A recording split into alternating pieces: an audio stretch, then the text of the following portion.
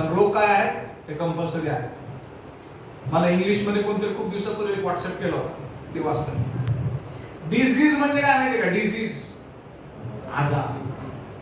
Disease म्हणजे which is not easy. Is काळा ज्याच्यामध्ये इज नाही तो झाला काय डिझीज आहे की नाही. एक सुंदर मला कोणतरी पाठवलं होतं स्टेटमेंट. तर डॉक्टर कोणते डॉक्टर आहे असं इंजेक्शन देतो प्रभू तुम्हाला सांगा. Doctor is one who cures your ills by his pills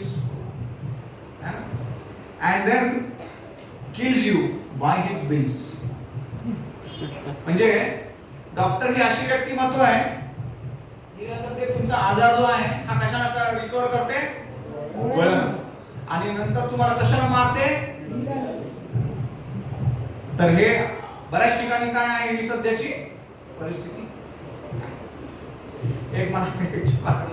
एक सर्जन असतो, एक्सपर्ट सर्जन असतो आणि तो सर्जन सर्जरी करायला जर पोट फाडलेलं असतं समजतं आणि ॲनेस्थेशिया दिलं असतं पोट शिवायचं काम झालं आणि सर्जरी करता करता अचानक पेशंटला लागेल आणि तो बघतो डॉक्टरच्या हातामध्ये हार आहे.